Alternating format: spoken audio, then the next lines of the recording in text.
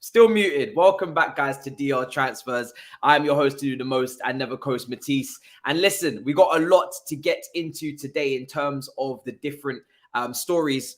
First of all, we have to address what is in the headline, what is in the title. Now, Pep Guardiola coming out and denying that Neymar has been offered to Manchester City in exchange for Bernardo Silva. It's a madness because this summer, it seems like PSG, big up the comments, it seems like PSG have literally been trying to offer out Neymar, or at least trying to push Neymar out the door this summer.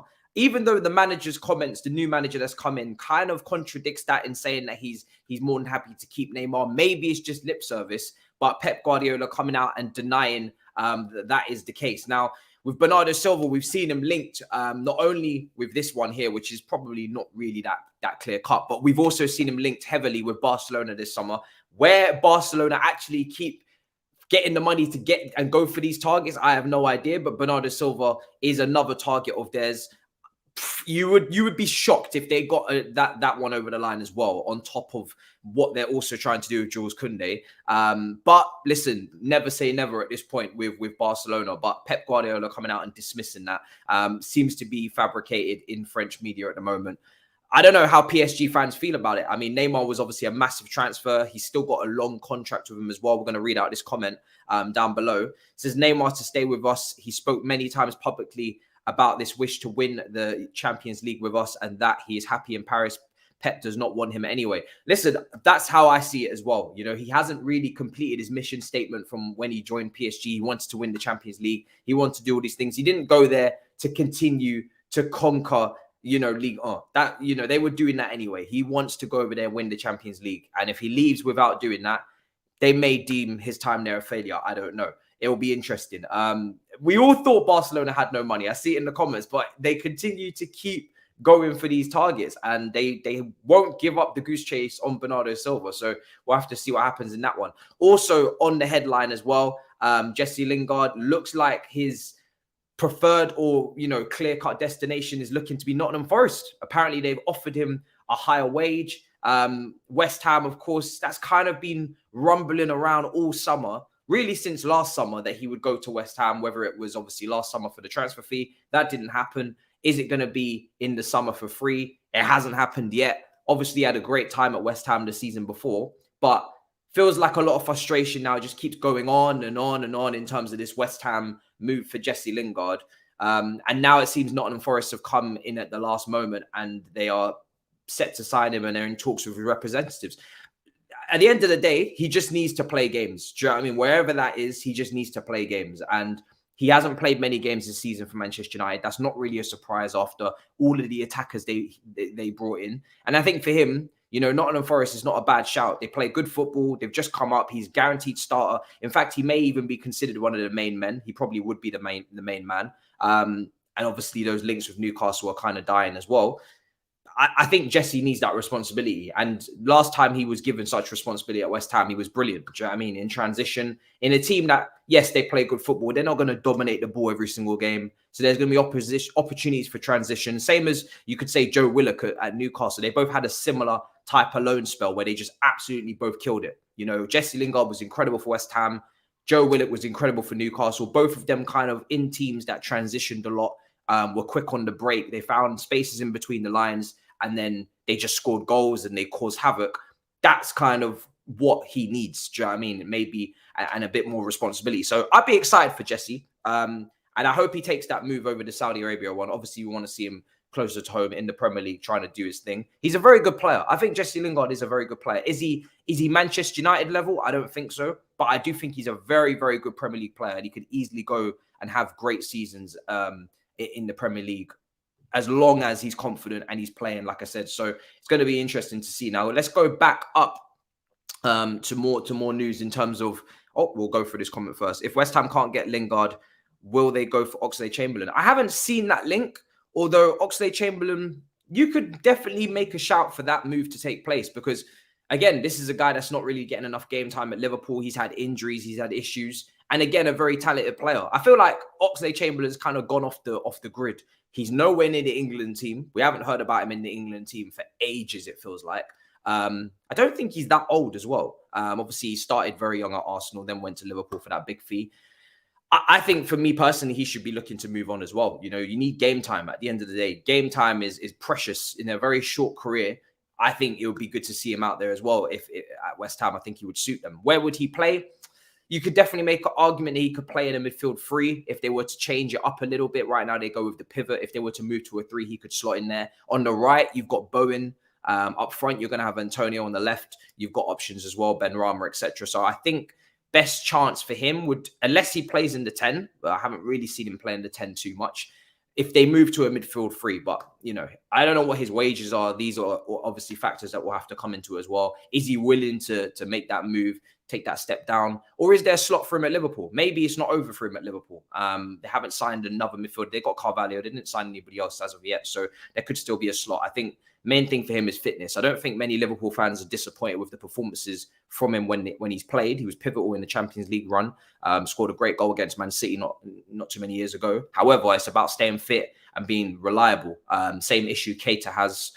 Quite a few of their midfielders actually have this issue. Considering they're a Gengen press team and they're quite, you know, energetic and quick, the amount of injury-prone players they have in midfield is actually quite incredible. So yeah, that's what you're looking at there. But let's keep going, because staying with Manchester City, they are yet to meet the valuation of Cucurella with Brighton. I think there's around about a 20 million gap in between the valuations between the two clubs now. You would expect this one to get done because it's just been going on throughout the whole window. It's clearly Pep's first choice, Manchester City's first choice. However, like I said yesterday, there are other options in Europe for left backs, stroke left wing backs. You've got Kostic, you've got Sosa at Stuttgart. You have very good, talented, technical players in this position. They're actually cheaper as well than Cucurella. But if you want Premier League proven, if you want someone that you know has already kind of excelled in this league and really defensively is a bit underrated as well as he is going forward, then obviously Cucurella is probably the best bet. And they are buying a starter, so I guess they don't want to maybe take too many risks. This is not a rotational option. When you get rid of Zinchenko and obviously Cancelo, who we're going to talk about in a minute, you know, you feel like this is a guy that will probably start games at left back. Why is nobody going for Fofana? I think with Fofana, listen, that injury certainly did hamper him quite a lot.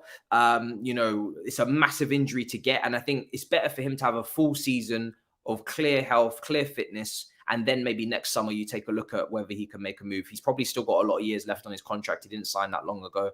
So I think clubs are just maybe wary of that. Coming off a massive injury. So someone saying here, Carl saying Liverpool should go for James Ward-Prowse, perfect replacement for Milner and Henderson. Ward-Prowse does feel like a Liverpool signing. I'm not going to lie, it really does. Definitely feels like a player that they would go for. I am a Liverpool fan. Ox is done out here. Liverpool have mad injury issues. That is, yeah, as we were just saying with that midfield, quite a few issues in there. Obviously, Thiago's not afraid of an injury as well. You know, so it is an issue, I think, a little bit. And there's a few players in there that are aging as well. Hence why Carvalho's come in, but you could definitely say there's room for another one if they really want that depth.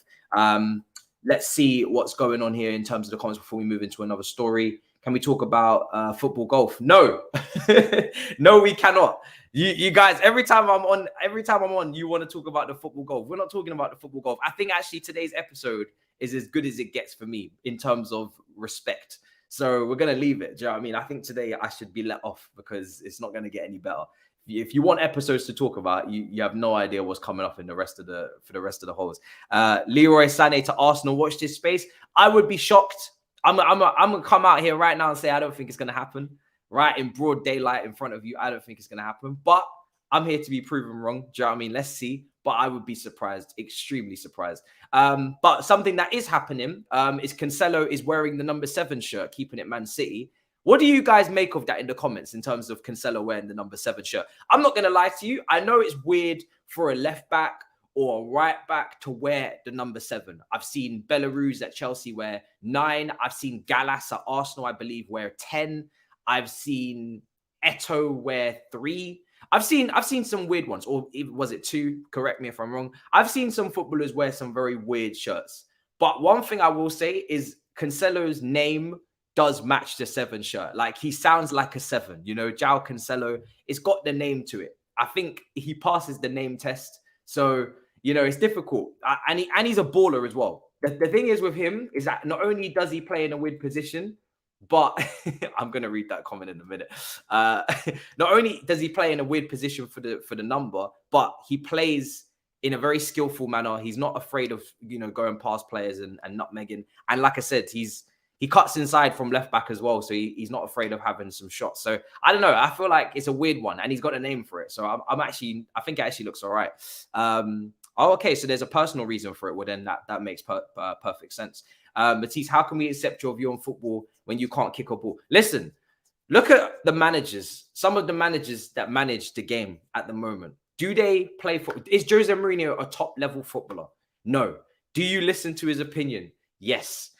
That's all I have to say. But all I also have to say is you need to invest in the stocks, because if you think I'm actually as bad as this coming out in the light, in the air forces, then you are mistaken. So invest while stocks are low and you will make your money back in tenfold. But I will prove that to you from 9 to 18. Do you know what I mean? That's all I have to say on that. Keeping it official with the transfers, Bremer. We're going to speak on Antony in a minute, but I want to start with Bremer because that's actually official. And he is going to Juventus. Obviously, he was linked with Inter Milan a lot as potential replacements for some of the centre-backs that could leave. But he is going to Juventus. That's official. This is one of the top centre-backs in Serie A last season. Really incredible defensive metrics for Torino. And they've just decided to snap him up immediately at Juve to replace De Ligt, who's going to Bayern Munich. So that basically does confirm De Ligt to Bayern Munich if it wasn't confirmed already. They wouldn't be bringing him in if De Ligt was staying. And Bremer is going to be a Juve player. So, yeah, it's a big signing from City rivals Torino as well. They're obviously nearest and dearest. Initial fee of £35 million and a potential 7.5 in add-ons. I do think that there's definitely Premier League tax when we deal with these Serie A clubs, because there's not a chance that any Premier League club would get Bremer for 35 million initial. There's just no chance. I think they make the fee more inflated when they talk to Premier League clubs. A few Serie A fans have told me that. And it's crazy, right? Because you're selling to direct competitors for less than you would sell to clubs that don't directly affect you in Premier League clubs. But of course, we have more money overall on average. It's just a weird one. It's a bit backwards, but you just know Bremer, if he was coming to the Premier League, he would cost 50 million at a minimum. Especially what you're seeing in terms of pricing of centre backs. 35 million is nothing for a defender of his caliber. So it is a bit crazy. And yes, Dybala confirmed to Roma as well. Very impressive deal from their standpoint. Of course, Dybala's contract was running out. He didn't sign a new deal with Juve. Then he was expecting, I think, more offers to come in. Similar to Dembele, their wage demands were very high. Maybe not as many clubs came in as they expected. A little bit of a shock to the system, a little bit of humble pie. And he ends up choosing between Roma and Napoli, and he goes to Roma. I still think Roma is a good move for him, to be honest, because obviously you've got Jose Mourinho there. Is it a step down? I don't know. Right now, Juve are going through a little bit of a transition, so maybe Roma are actually in with a fight of challenging in similar positions. But when you look at Roma, they got Tammy Abraham, Jose Mourinho. I think that will get the best out of Tammy as well. So I'm actually quite intrigued to see how they play together. That's going to be quite interesting. Obviously, we saw Tammy got quite a few goals last season, so this will be his second full season. So it'll be interesting to see. So yeah, I'm actually quite excited about that one. Would anybody have taken Dybala in the Premier League? There were some concerns. Would he be able to handle the pace of the Premier League? Maybe the physicality. What position does Dybala play as well? Maybe like an inside right position. He's not really a winger. He's not really a striker. Maybe a false nine. He's a weird player. Definitely a player that I don't feel like there's many left of in this era. I think he's quite specific maybe in his position. Obviously, he likes to play in that inside right channel. It's a strange one. But I think staying in the same league, I'll be interested to see how he does. Matisse, I'm an Arsenal fan, and even I can see there's no way Barca should have these players over you. Listen, I don't know. Somebody needs to run a little FBI check investigation settings, because I don't really understand either. There's a lot of journalists. Sid Lowe from ESPN, before the Rafinha transfer was done, I was looking at what he was saying. Very, very clued up on the finances of Spanish clubs. He did not believe that they would be able to get Rafinha and Dembele done together. It would be one or the other. Quite a lot of journalists came out and said that. Jacob Steinberg from Guardian, many journalists were saying that they were shocked to see them doing all these deals. Even a manager has come out in Nagelsmann If you guys saw the quotes, he came out and said that he was surprised that Barcelona are the only club, he said, that can sign players and have no money. So I don't get it either. I think most clubs would be in a transfer ban at this point. But if you did catch Barcelona in their first preseason friendly, Rafinha had a great game. I think he was involved in the first 3 goals. Dembele got a goal as well. Aubameyang, lovely little chip. So their attack is there's a lot of depth in their attack. You know, you've got Aubameyang, Lewandowski, you've got Rafinha, Dembele, Depay, Fati, loads of players in this area. So it's ridiculous in terms of depth, I have to say. From a playing standpoint, it's hard not to be a little bit jealous. This super chat here says, if City get Neymar, I'll stop watching or stop supporting football. Listen, I don't think it will happen. I don't think it will happen personally. I think that's kind of like a FIFA signing, you know, that's like a quote unquote FIFA signing. So yeah, it's a strange one. Media said Arsenal had a 40 million budget once. We spent 120 in that window. I think Barca are using the media to drive fees down. Yeah, they've definitely got mouthpieces in the media for sure. You can see the way that they're doing the propaganda is crazy. But yeah, it's a bit of a strange one. I can't lie. I'm a little bit surprised with how much they're getting done. Matisse, thoughts on Broja rushing back to London to come to West Ham after his light injury? There's mixed reporting on it, because some people are saying yes, he's rushing back to London to get his West Ham move pushed through. Obviously, West Ham are, according to a lot of reporters, getting closer to a fee with Chelsea. However, Thomas Tuchel comes in and combats that a little bit by saying that Broja was excited to try and break into the Chelsea team. He is going back for the injury, and he didn't mention a transfer in terms of, he said he doesn't think he will leave at this moment. So I don't really know exactly what's going on in the Broja situation. I questioned it personally as a Chelsea fan. I don't really understand why he would leave to compete with Antonio up front when you're only really competing with Kai at Chelsea. Werner's not really a striker. You wouldn't really play Werner up front on his own, more from the left, inside left, because he can't hold up the ball. There's so many things he can't do. So I do find the Broja to West Ham transfer a little strange, because I do think Antonio is still going to run, going to be a run for his money. He's going to definitely take away a lot of minutes. So yeah, it's a strange one. And yeah, we spoke about that Suarez one yesterday. Did he get the here we go from Fabrizio? But you guys wanted Antony news. Apparently Liverpool have inquired about the 22-year-old Brazilian at Ajax. Obviously, this is a player that was linked with Manchester United before, as Ten Hag continues to try and build the Ajax All-Stars. But in terms of Antony at Liverpool, it's an interesting one. I'm not going to lie.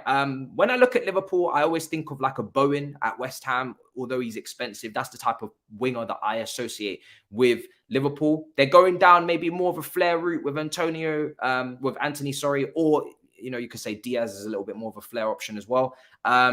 This is early stages. If it's an inquiry, it's nowhere near the closing stages. So wouldn't get too excited about it yet, because I saw that Ajax were definitely looking for a very high fee for Antony, looked to be around the £80 million mark. So definitely, I would be surprised to see Liverpool pay that much, especially when Salah's just signed a new deal. Nunes has come in. They've still got, many attacking options in Diaz, Firmino, Jota. So it's not like as if they're exactly, starving in the attacking department. They do have a lot of attackers. So this would kind of be icing on the cake. It would be 6 forwards for 3 positions, as I've counted that up. I don't know. I would be surprised if this one happens, but it's a little rumble. Maybe this is a deal that they do. I think Nunes was the replacement for Mane, but correct me if I'm wrong. But I think this is a deal that they may do in a way where they try and move early for Antony to maybe set up a pre-agreement, or, Van Dijk, where they kind of tapped up the player a little bit before they made the move official in the coming window. I think you could maybe that could be what we're seeing with Antony, where they are maybe going in, with a pre-agreement, and he'll maybe even stay at Ajax, and they'll go and get him later on. I would be surprised for them to bring him in now, but we will see. Also, Chelsea preparing a bid for De Jong, it would seem. Well, this was coming out from Spanish media, really, that they felt like Chelsea were going to prepare a bid for De Jong. This is the second time we've heard this. We heard this, I think, last week as well. Maybe it's to put pressure on Manchester United, which is what I feel it is, to be quite honest. I feel like it's to put pressure on Manchester United to get the deal done. Now, I don't know how much more Man United can do. I'm pretty sure they, met the agreement that Barcelona wanted for the fee. But then De Jong obviously doesn't want to actually join, it would seem. And that's nothing. There's nothing Barcelona can do about that. If De Jong doesn't want to leave, he won't leave. He's under contract. They can't force him to leave unless they actually cancel his contract and pay him out, which would be more expensive. So I don't really know what Barcelona are going to do here in this situation. De Jong seems to be pretty hell-bent on staying. He's, digging his heels in. And would he want to join Chelsea more? You could say maybe Champions League football will obviously, give us a slight edge. But I would expect Chelsea to lose a few midfielders before they make a move for De Jong. I don't think midfield is a priority for Chelsea. It is the defence. Then going back to look at the attack, I think the midfield is going to fall as a last priority in terms of you've got Gallagher, you've got Ampadu.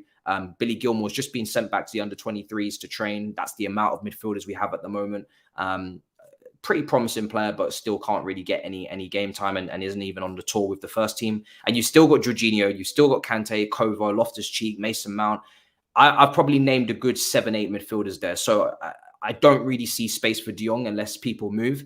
And this is a team that play in a pivot, of course, the 3-4-3. So there isn't exactly a lot of space in midfield anyway. It's not like they're playing a 3-man midfield. So I wouldn't look too far into that one, if I'm honest. If you're a Man United fan, I wouldn't worry too much about Chelsea as of yet in terms of that move. But you better worry about De Jong because he doesn't seem to want to make the move. So unless you guys are going to pay him more money or come to some sort of agreement to bring him in, it is going a bit cold. England midfielder Harry Winks as well, 26. And Spain winger, who they signed last summer, Brian Hill, are among 8 Tottenham players that have been told they can leave this summer. Obviously, that's a strange one for Gil because he only just signed last summer. But he wasn't a Conte signing. He was obviously a signing that was made under Nuno. Same sporting director. So a little bit of a strange one from Tottenham to bring in the sporting director that was alongside Conte at Juve, not get Conte the first time because maybe you couldn't agree on things over the summer. You bring Nuno in, you sack Nuno, you get Conte anyway, and you kind of end up wasting that summer a little bit by bringing in, maybe Emerson Royale, maybe, Brian Gill, players that Conte didn't obviously sign off on. So it's a bit of a strange one.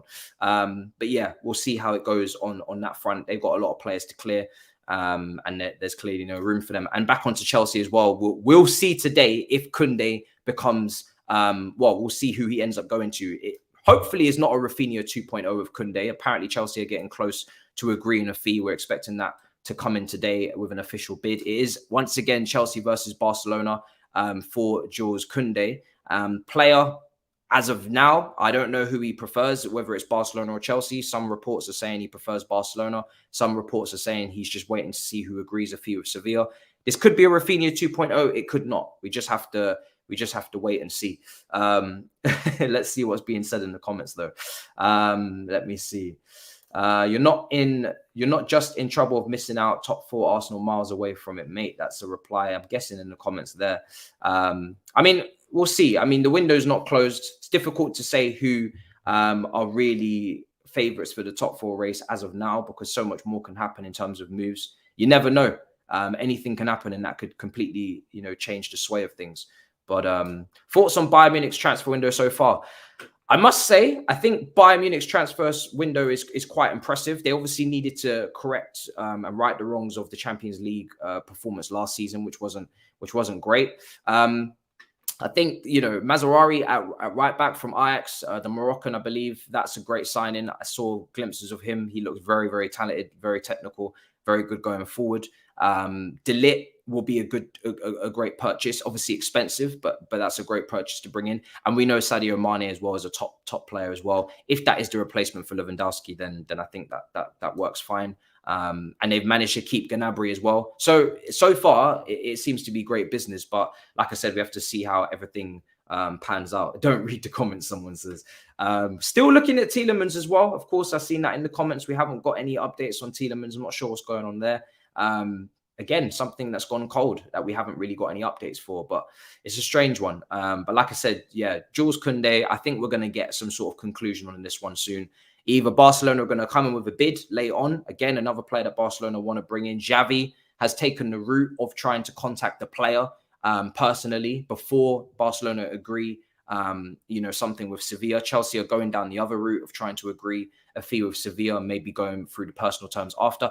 To be fair, both clubs have already agreed personal terms. So I think Xavi is more just trying to convince him to wait and not join Chelsea, if anything, in private conversation. But I think both clubs have already, done the personal terms. Personal terms with Kounde have been done for Chelsea for over a year, and Barcelona have had personal terms done for at least a few weeks. So really, it's just about the fee of Sevilla and then whether the player is going to wait or not. Thoughts on Kimpembe? I think Kimpembe is an interesting centre-back because he does have errors for sure. I have seen some Champions League performances that are a bit rash, sometimes diving in too much, making silly decisions, penalties, handballs, whatever. But he is still, I think, very gifted in terms of good passing ability. And I do think there's more to come from him. But he's definitely got some things in his game he needs to iron out. I wouldn't say he's world class or anything. And if you're asking me as a Chelsea fan, who would I pick between Kimpembe and Kounde, I'd take Kounde personally because I feel like Koulibaly can play obviously on the left. He's obviously done that for Napoli. And I'd more look at the right. And then you have Koulibaly, Thiago Silva, Kounde as your back three. And then you have your backup options, Ampadu, Trevor Chalobah, Colwell. I don't think Chelsea needs to sign 2 centre-backs personally. I think they can get 1 more and they'll be fine. So yeah, if you're talking about ranking French centre-backs, which I've seen, that is extremely difficult to do. I don't even have time to even do that on this show because I'd have to actually go and really think about it. France are producing ridiculous centre-backs right now. You look at, Hernandez, you've got Kimpembe, you've got Saliba, Fofana, Konate, Kounde. Zuma still does make the squad, to be fair to him. Upamecano is still there. Rafael Varane is still there. So I think France, let me know in the comments if there's another country that has this many talented centre-backs. But France are right up there. If they're not first, they're definitely in the top 3 for centre-backs produced and potential. It's quite impressive, I must say. So that's all your news for today. I think we've kind of got everything ticked off the list. Like I said, look out for Jesse Lingard. In terms of immediate, moves, the here we goes that we're looking for. Look out for Jesse Lingard. He wanted his secure. There's 2 Hernandezes. Look out for him because for sure he's looking to get his future, sorted this week. Look out for Jules Kounde as well. Look out really for Cucurella because I don't think it will take long for Man City to cough up the money, to be honest. And the slow burners are Jong, Antony. I don't really see much movement on that one. You've looked at the Spurs exits as well. That will take time. Maybe loans, with options to buy. People will try to get cheap as the window goes on. Clubs will get desperate in terms of trying to get rid of players off their wage bill, and that's where you start to see those loan deals come in as well. And I think you can dead the Neymar thing to Manchester City as well. I don't think that'll be happening. So let's go through some final comments as well before we wrap up. Obviously, Brazil, Marquinhos, Thiago Silva, Milito, Bremer. Yeah, they got some great centre-backs as well. Wrong makeshift position. I think I'm not sure. So Lucas and Theo are both left-backs. Have they not played left-side centre-back in a back 3 though? I'm pretty sure they have. Or is that their secondary position? Okay, fair enough. Because I've just seen them play back 3 a lot. Like for France, they've definitely played in the back 3. One of them. I get confused which one is which at this point. But yeah, I've definitely seen one of them at least play on the left side centre back. Lucas Hernandez is the centre back. Theo at AC Milan, right, is the left back. I think I seen Theo go on a crazy run. Yeah, so Lucas is at Bayern Munich. Theo's at AC. And, he's the left back. And then you'd say that Lucas is more the centre back. But yeah, it's a weird one. I think definitely Theo is definitely the one that gets advanced. I've seen him do some crazy, brazy dribbles. Very good player. Yeah, he's a baller. He definitely is a baller. What a player. But they are both versatile for sure. Okay, well, listen, we're going to wrap it up. It's been a great show. I know, you know exactly the goal I'm talking about for sure. Big up. And make sure you subscribe, smash up the likes, make sure you subscribe to DR Sports, and we will see you tomorrow for another transfer show. Big up your damn selves in a bit, people. Peace. Come on.